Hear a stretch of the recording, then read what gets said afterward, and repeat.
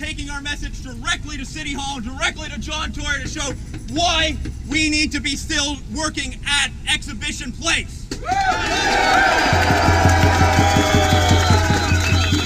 We need to tell John Tory we've been there for decades and we're going to be there for decades longer.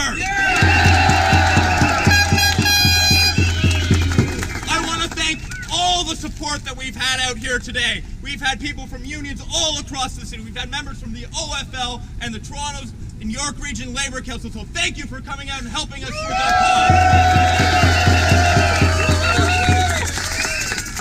cause. Right now, I want to introduce John Cartwright, who's the president of the Toronto and York Region Labour Council. He's going to say a few words to us.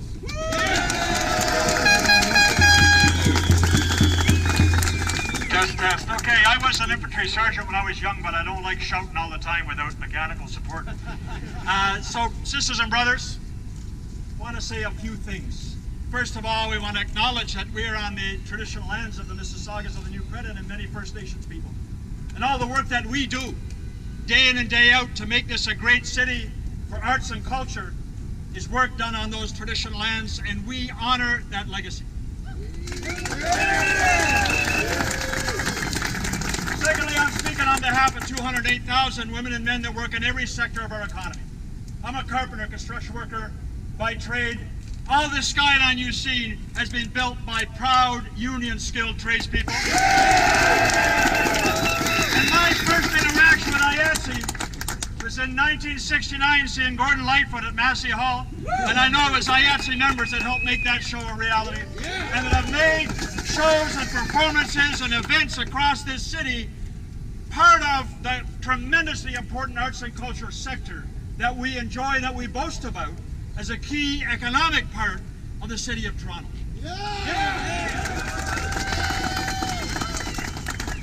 We know, before I go on, City Council today has been debating the terrible tragedy that happened on Sunday, where 2 people lost their lives, 13 others were tremendously injured.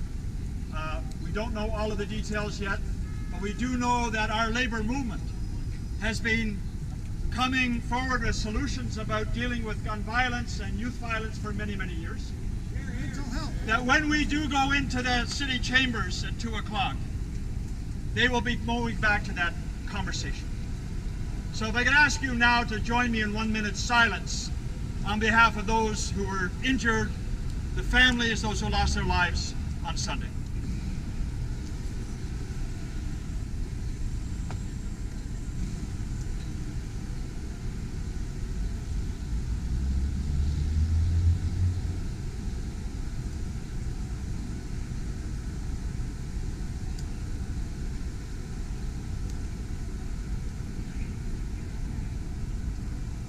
Thank you. Now, the people who responded in that tragedy, the first responders, our fire, our emergency services, the police that came, but also the civilians and the standers by that came forward and helped those who were injured, speak to the best of our city. You can't replace people who are skilled and know what to do in a time of need, because that's about investing in services and investing in skills and talents. And it's not a direct parallel, but it is a parallel between the skills and talents that you have, that your members have, when they serve the public institutions of this great city. IATSE has been at CNE and Exhibition Place for decades and decades and decades. Many other unions have had collective agreements with the exhibition in the city for, in the case of Local 416, over a century. We expect the city decision makers to respect that relationship. And respect has 2 sides to it. One is, we agree that we will show up, we will deliver the product, we will take our skills and do sometimes the impossible, and wow the audience and wow the people of Toronto so they can see great stuff that's here, so that tourists who come from all over the world can see great performances and great events. But they don't see you, of course. They see the people on stage. They don't see the people behind the stage or who've set up the lighting or the sound system or the stage itself. And so often in our society, the untold heroes, the people behind the scenes, are the ones without whose skills and talent and determination we would never be successful. And that's one of the messages that we are sending today to the mayor, to city council, to the board of governors of Exhibition Place.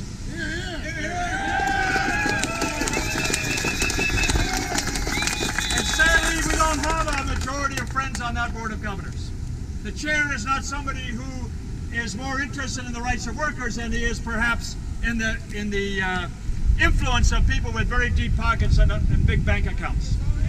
And sadly, that's why municipal politics counts, why we're so involved in elections over the years, and why we want to make sure we have more champions at City Hall to be able to say, hey, we got to maintain respect, we've got to respect the relationships we have.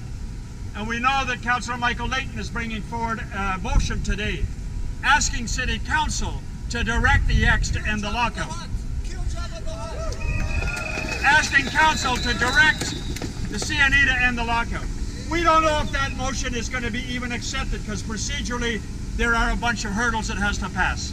But we are going to go in at 2 o'clock with no signs, and we're going to be in the galleries there to at least tell those city councilors that we're watching.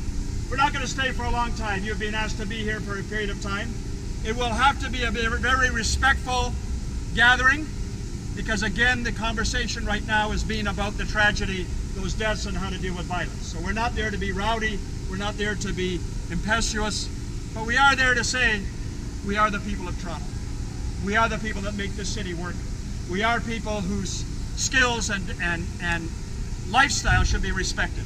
You know, we often say in construction, we're the original precarious jobs because they call us journeymen, because when you finish one job, you're finished and you have to journey to find another job.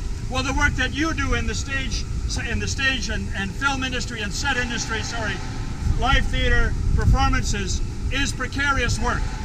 And without a union framework for that precarious work, those would be poverty jobs. Am I right? Yeah! Non-unit contractors, temp agencies, others could staff up these things. And what would they pay?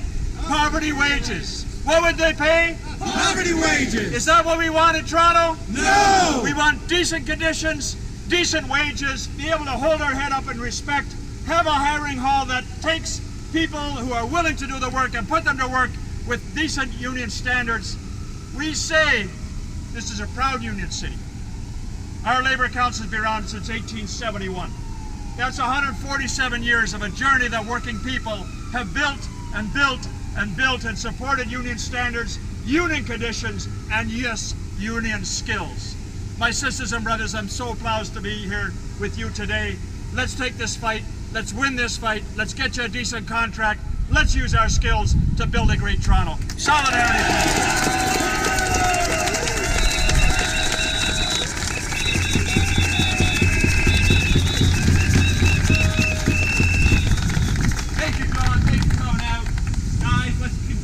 March on, and let's keep showing these people here at City Hall what we're made of and what Local 58's made of. And then at 2 o'clock we'll put down our signs and we'll walk into that council chamber to show them that we're here to make sure they do right for the working people in the city of Toronto. Thank you very much for coming.